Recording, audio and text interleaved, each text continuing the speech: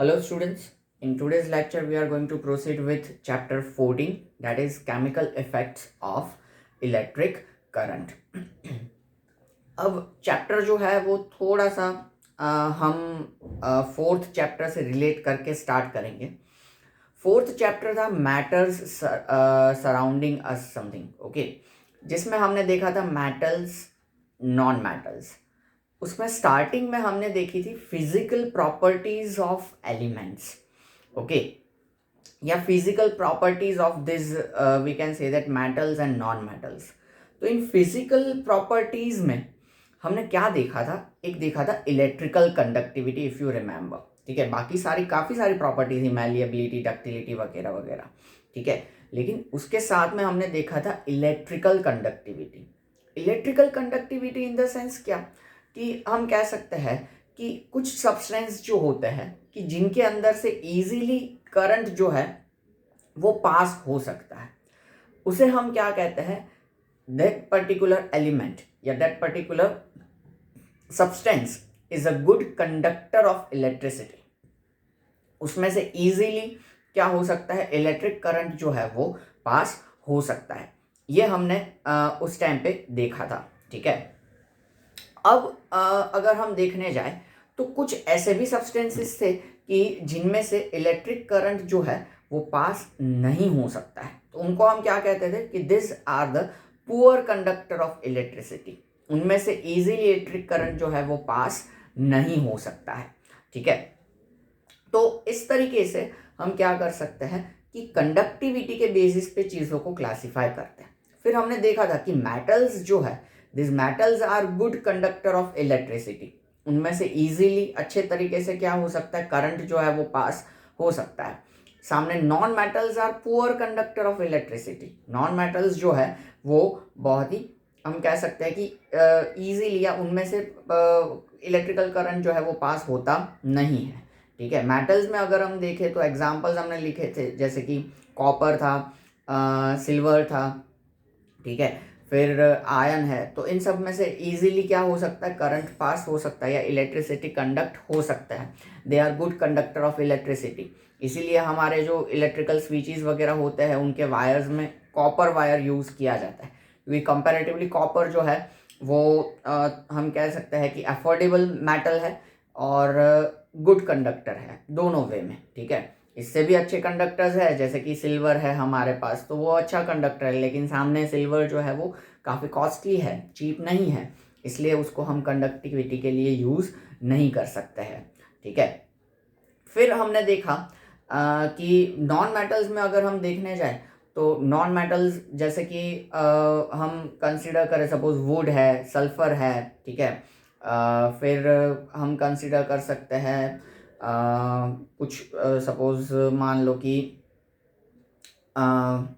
Sulphur है, phosphorus है. तो this some are we can say that कि पुअर कंडक्टर ऑफ इलेक्ट्रिसिटी, या तो फिर उनमें से इजीली इलेक्ट्रिकल करंट जो है वो पास नहीं हो सकता है, ठीक है. एक ग्रेफाइट है जिसमें एक्सेप्शनल केस था कि जो कार्बन कंपाउंड है, यानी कि कार्बन से बना हुआ सब्सटेंस है, यानी कि नॉन मेटल है, पर फिर भी इलेक्ट्रिसिटी कंडक्ट करता है, तो ये एक्सेप्शनल केस हुआ. But otherwise non metals are poor conductor of electricity. तो इतनी सारी चीज़ें कंडक्टिविटी के बारे में हमने अभी डिस्कस की, उस टाइम पे भी की थी. पर कंडक्टिविटी के रिगार्डिंग अगर हम देखने जाए तो हमने सिर्फ यहाँ पे सॉलिड चीज़ों को डिस्कस किया, आइदर मेटल्स और नॉन मेटल्स. तो यहाँ पे अब इस चैप्टर के अंदर हम देखेंगे कि केमिकल्स इन द सेंस यहाँ पे हम कंसिडर करने वाले हैं लिक्विड्स. लिक्विड्स में से इलेक्ट्रिसिटी पास होता है कि नहीं? तो actually liquids can conduct electricity. उनमें से भी करंट जो है वो पास होता है, ओके. और ऑफ कोर्स आप लोगों ने कहीं ना कहीं ये चीज़ ऑब्जर्व की होगी कि आपको इंस्ट्रक्ट किया जाता है कि कभी भी गीले हाथों से आपको स्विच जो है उसको टच नहीं करना चाहिए, क्योंकि हम कह सकते हैं कि हमारे गीले हाथ है, मॉइस्चराइज्ड है या पानी है उसमें, तो water is a good conductor of electricity. उसमें से इजीली करंट जो है वो क्या हो सकता है? कंडक्ट हो सकता है या पास हो सकता है. तो वाटर्स मतलब लिक्विड्स जो है वो liquid are also a conductor of electricity. Not all liquids but some liquids are, we can say that, good conductor of electricity, some are poor conductor of electricity. और कुछ ऐसे है कि जिनमें हम कह सकते हैं कि करंट जो है वो पास नहीं हो सकता है, ऐसा भी होता है. ओके, अब अगर हम सॉलिड्स कंसीडर करें वापस से, तो जैसे कि कॉपर वायर है हमारा, तो कॉपर वायर में से जो करंट पास होता है that is nothing but the, we can say that, flow of electrons. वो होता है flow of electrons. Flow of electrons in the sense कि इलेक्ट्रॉन का फ्लो जो होता है वो करंट जनरेट करता है, या करंट के अंदर अल्टीमेटली इलेक्ट्रॉन्स का फ्लो होता है. हमें मालूम है कि मैटर, कोई भी हमारा मेटल जो है उसका एटम 3 चीज़ों से बना हुआ है, प्रोटॉन, न्यूट्रॉन एंड इलेक्ट्रॉन्स. तो जो इलेक्ट्रॉन्स होते हैं नेगेटिवली चार्ज, वो इलेक्ट्रॉन्स क्या करते हैं, हम कह सकते हैं कि करंट कंडक्ट करते हैं.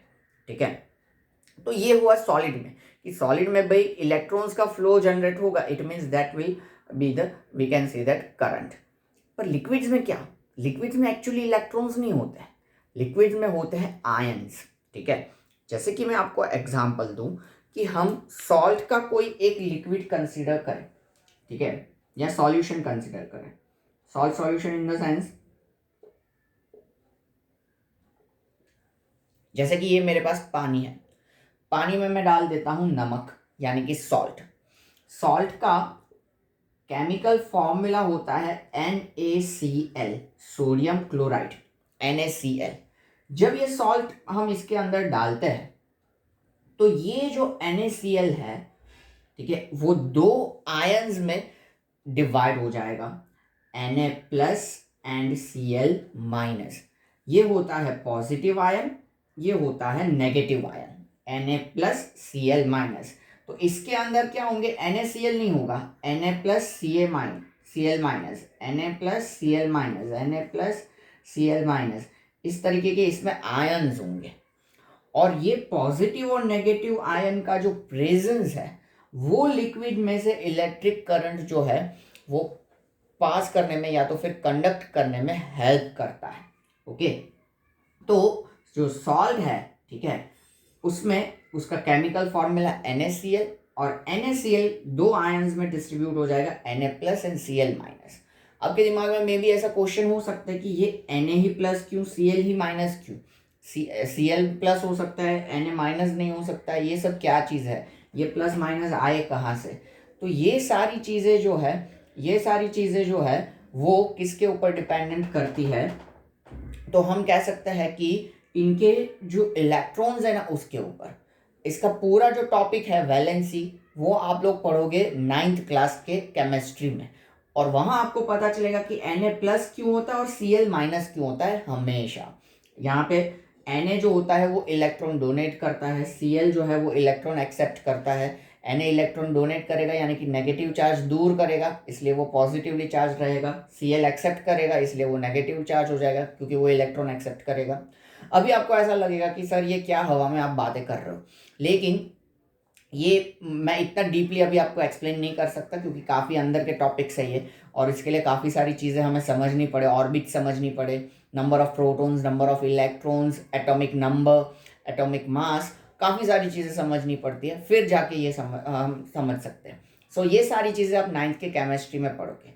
फिलहाल हमें इतना समझना है कि एक कोई भी हम कंपाउंड जो है वो वाटर के अंदर डिजॉल्व करते हैं तो वो 2 आयंस, पॉजिटिव और नेगेटिव आयंस में क्या हो जाता है, हम कह सकते हैं कि यहाँ पे डिस्ट्रीब्यूट हो जाता है डिजॉल्व होते ही. ठीक है, और इन पॉजिटिव और नेगेटिव आयंस की वजह से ही क्या होता है, इसमें इलेक्ट्रिसिटी कंडक्ट होता है. अगर हम HCl कंसिडर करें, HCl मतलब हाइड्रोक्लोरिक एसिड, तो वो H प्लस और Cl माइनस में डिस्ट्रीब्यूट होगा. ठीक है, फिर H2SO4 हम कंसिडर करें, सल्फ्यूरिक एसिड, तो वो भी SO4 माइनस H प्लस उनमें डिस्ट्रीब्यूट होगा. तो ये जो लिक्विड के अंदर आयंस प्रेजेंट होते हैं वही क्या करते हैं, इलेक्ट्रिकल कंडक्टिविटी में हेल्प करते हैं. तो अगर आप सोच रहे हो कि अगर कोई भी लिक्विड है उसमें आयंस प्रेजेंट नहीं है तो इलेक्ट्रिक करंट उसमें से पास नहीं होगा, तो डेफिनेटली आप सही सोच रहे हो.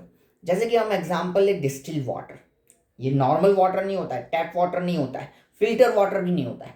डिस्टिल वाटर जो है वो पूरा एक अलग केमिकल है, ठीक है, तो प्रोसेस किया जाता है उसको। तो डिस्टिल वाटर के अंदर कोई भी आयंस प्रेजेंट नहीं होते और उसमें से इलेक्ट्रिकल कंडक्टिविटी देखने को भी मिलती नहीं है। ओके, तो that is the we can say that presence of ion which allows electrical current to pass from the liquid. उनकी वजह से इलेक्ट्रिकल करंट जो है वो क्या हो सकता है, लिक्विड्स में से पास हो सकता है। ओके, अदरवाइज अगर आयंस नहीं है हमारे लिक्विड के अंदर तो करंट जो होगा वो पास होगा नहीं।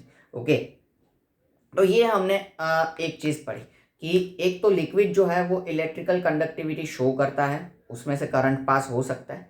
किस वजह से, तो आयंस की वजह से, पॉजिटिव और नेगेटिव आयंस होंगे उनकी वजह से इलेक्ट्रिकल कंडक्टिविटी जनरेट होती है लिक्विड के अंदर और उस वजह से ही लिक्विड में से इलेक्ट्रिक करंट जो है वो पास हो सकता है या कंडक्ट हो सकता है। जैसे सॉलिड्स में इलेक्ट्रॉन्स होते हैं, इलेक्ट्रॉन्स के फ्लो की वजह से इलेक्ट्रिकल करंट जनरेट होता है, वैसे ही लिक्विड्स में आयन होते हैं, ठीक है, और ये ions positive and negative ions they will help to conduct the electricity. इतनी चीज़ें। अब दूसरा जो अब हमारा टॉपिक है या हमारा चैप्टर का नाम है उसके ऊपर हम फोकस करने जा रहे हैं कि जब भी किसी भी लिक्विड के अंदर से हम इलेक्ट्रिकल करंट पास करते हैं तो उसके अंदर अलग अलग तरीके के केमिकल चेंजेस देखने को मिलते हैं। कैसे केमिकल चेंजेस वो हम अगेन देखने वाले हैं आगे चैप्टर के अंदर। लेकिन लिक्विड में से जब भी हम इलेक्ट्रिसिटी कंडक्ट करते हैं या करंट पास करते हैं तो उसके अंदर केमिकल चेंजेस देखने को मिलते हैं and this chemical changes are known as chemical effects of electric current. उसको क्या कहा जाता है, chemical effects of electric current. Okay, तो देखो यहाँ पे हमने वो चीज लिखी हुई है, chemical changes which take place in conducting liquid. Conducting liquid in the sense कि ऐसा लिक्विड जो कि क्या कर सकता है, इलेक्ट्रिकल करंट को कंडक्ट कर सकता है या उसमें से करंट पास हो सकता है। ओके, तो chemical changes which take place in conducting liquid on passing electric current. Conducting liquid में इलेक्ट्रिक करंट पास होने पे जो जो केमिकल चेंजेस देखने को मिलते हैं are called chemical effects of electric current. उसको क्या कहा जाता है, chemical effect of electric current कहा जाता है। Okay, so chemical changes which take place in conducting liquid on passing electric current through them are called chemical effects of electric current. Okay, liquid के अंदर जब भी हम इलेक्ट्रिक करंट पास करते हैं तो उसके अंदर जो अलग अलग तरीके के केमिकल चेंजेस देखने को मिलते हैं, this chemical changes are known as chemical effects of electric current. Electric current pass करने पे उसके अंदर जो जो चेंजेस देखने को मिले, ठीक है, तो क्या क्या चेंजेस, कैसे चेंजेस देखने को मिलते हैं ये हम अभी इसमें आगे देखने वाले हैं। इससे पहले अब यहाँ पे देखेंगे हम कि जो जो लिक्विड है कि जिनके अंदर से इलेक्ट्रिसिटी पास हो सकता है या करंट उनमें से कंडक्ट होता है, उन सभी लिक्विड्स को इलेक्ट्रोलाइट कहा जाता है। This liquids are known as electrolytes. Okay, तो देखो जैसे कि यहाँ पे हम देखें, आप लोगों के पास जो नोट्स है उसमें भी ये पॉइंट दिया हुआ है कि a liquid which can conduct electricity is known as electrolyte. Okay, हम लिखते भी है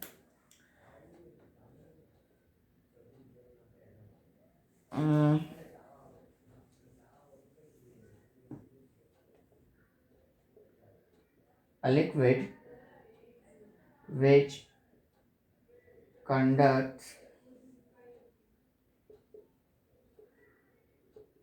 electricity is known as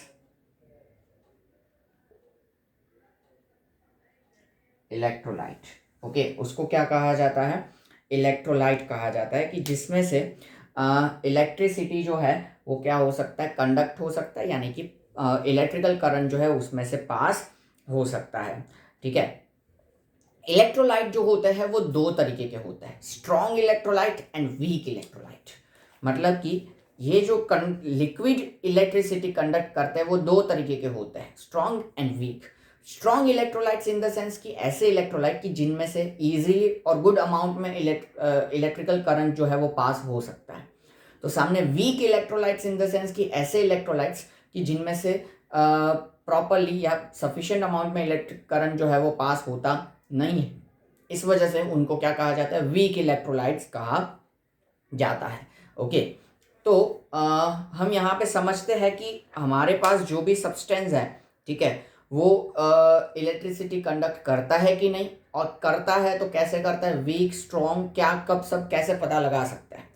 तो उसके लिए अब यहाँ पे हम एक एक्टिविटी ले रहे हैं। देखो,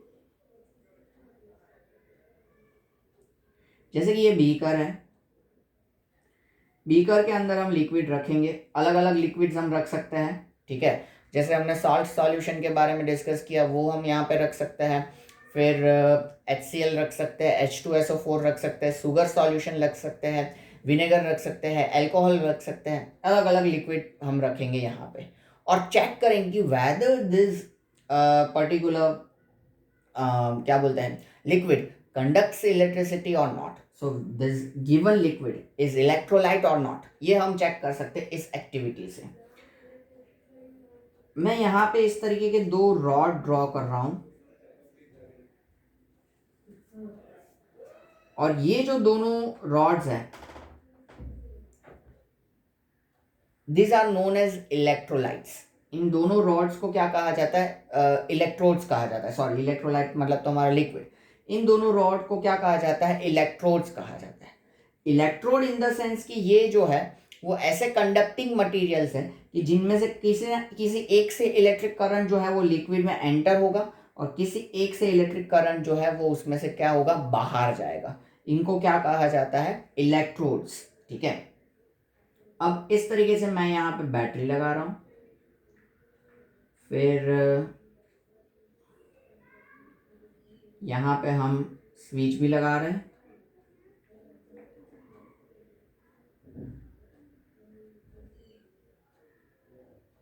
यहाँ पे हमने बल्ब लगाया हुआ है, ठीक है। इस तरीके से अरेंजमेंट है। ये हमारा फिलामेंट बल्ब है, ठीक है। ये स्विच है, ये बैटरी है।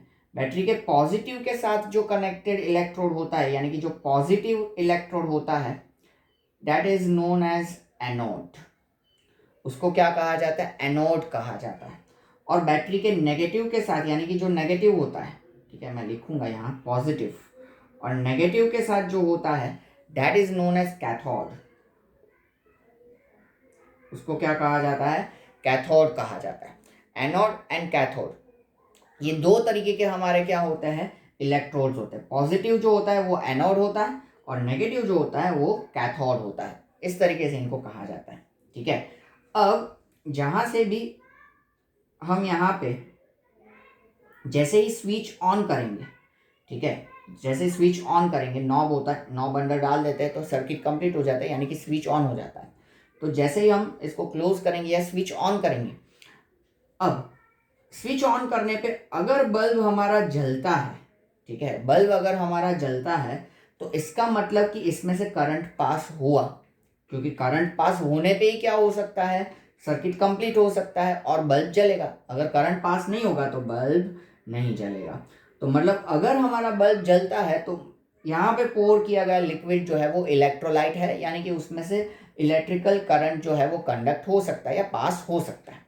अगर बल्ब नहीं जलता है तो हमारा लिक्विड जो है वो इलेक्ट्रोलाइट नहीं है, उसमें से इलेक्ट्रिकल करंट जो है वो पास नहीं हो सकता। This is the normal activity by which we can check whether the given liquid is electrolyte और नॉट। इससे हम क्या कर सकते हैं, ये चीज चेक कर सकते हैं, ओके। लेकिन यहाँ पे एक दिक्कत रहता है फिलामेंट बल्ब में। फिलामेंट बल्ब जो है वो हमेशा स्ट्रॉन्ग इलेक्ट्रिकल करंट पे ही क्या होता है, लाइट अप होता है। अगर वीक करंट है तो ये लाइट नहीं होगा, लेकिन वीक करंट है तो मतलब इसमें से थोड़े प्रोपोर्शन में तो पास हो रहा है, मतलब ये वीक इलेक्ट्रोलाइट तो हो सकता है। तो ये पता लगाना मुश्किल बन जाता है कि ये इलेक्ट्रोलाइट ही नहीं है कि ये वीक इलेक्ट्रोलाइट है, क्योंकि फिलामेंट बल्ब जो है वो स्ट्रॉन्ग इलेक्ट्रोलाइट के लिए तुरंत जलेगा, वीक इलेक्ट्रोलाइट के लिए कभी कभी हल्का सा जलेगा, ठीक है, क्योंकि करंट उसका लो होगा। इस वजह से वीक करंट पे ये उतना ज़्यादा नहीं जलेगा, हल्का हल्का सा जलेगा, लबुक जबुक जिसको हम बोलते हैं वैसा, ठीक है। तो पूरा नहीं जलेगा, इस वजह से हमें पता नहीं चलेगा। कई बार ऐसा होता है कि बहुत ही कम प्रोपोर्शन में, मतलब कि वीक, एक्सट्रीमली वीक करंट इसमें से पास होगा तो ये जलेगा ही नहीं, लेकिन एक्सट्रीमली वीक करंट तो पास हुआ, मतलब कि ये वीक इलेक्ट्रोलाइट तो हुआ, तो ये हमारा मेजरमेंट गलत कर सकता है। इस वजह से इन फिलामेंट बल्ब को क्या किया जाता है, रिप्लेस किया जाता है एलईडी से। एलईडी से आप लोग फैमिलियर हो, ठीक है, कहीं अलग अलग जगह पे आपने एलईडी देखा ही है, नहीं देखा है तो मोबाइल टर्न कर दो, मोबाइल के पीछे जो फ्लैश लाइट है that is nothing but the LED only, okay. तो ये एलईडी जो है that is known as light emitting diode. ये बहुत ही कम अमाउंट में भी जब करंट होता है तब भी वो लाइट अप हो जाता है, बहुत ही स्मॉल अमाउंट ऑफ करंट में भी वो क्या हो जाएगा, लाइट अप हो जाएगा। इस वजह से फिलामेंट बल्ब की जगह पे बाद में क्या यूज होता है इसमें, एलईडी, ताकि वीक करंट को भी वो सेंस करे और हम पता लगा सके, समझ में आया?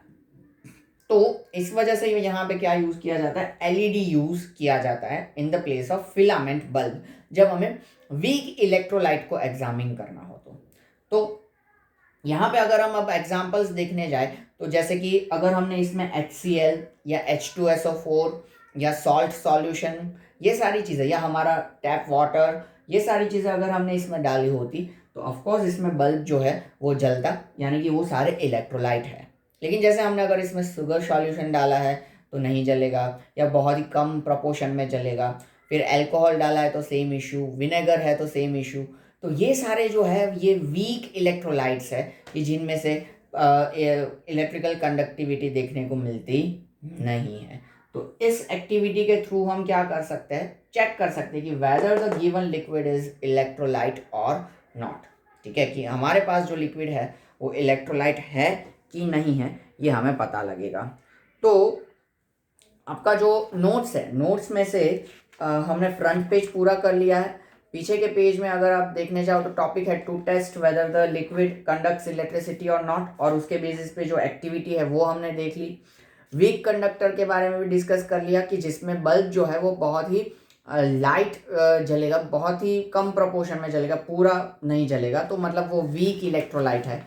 और फिर एक्सट्रीमली वीक इलेक्ट्रोलाइट्स को चेक करने के लिए हम जो यूज़ करते हैं that is the LED, light emitting diode. तो detection of weak current flowing through a liquid, ये भी हमने देख लिया कि एलईडी के थ्रू, लाइट एमिटिंग डायोड जो है उसके थ्रू हम क्या कर सकते हैं, बहुत ही स्मॉल प्रोपोर्शन में भी अगर करंट फ्लो हो रहा है तो वो हम क्या कर सकते हैं, सेंस कर सकते हैं। आपको मालूम है कि आपकी छोटी सी जो बैटरी होती है, आपका सेल जो होता है, उस ये घड़ी में रखता है वो सेल जो होता है, उस सेल से भी आप एलईडी को जला सकते हो। तो बहुत ही स्मॉल प्रोपोर्शन में जब करंट होता है उसमें भी वो जलता है, तो वो हम यहाँ से क्या कर सकते हैं, लगा सकते हैं और पता लगा सकते हैं कि weather the liquid is weak electrolyte और नॉट, ठीक है। तो ये टॉपिक हमने देख लिया है, ठीक है।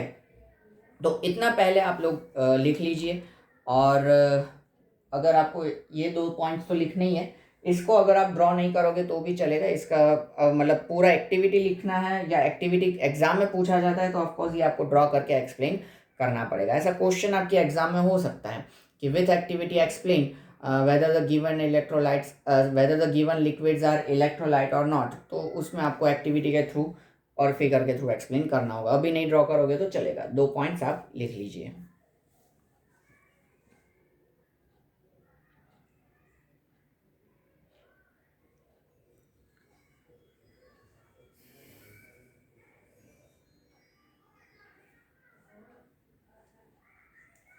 ओके स्टूडेंट्स, तो आज हमने देखा कि इलेक्ट्रोलाइट क्या होता है, लिक्विड में से भी इलेक्ट्रिसिटी पास होता है, और chemical effects of electric current क्या होता है।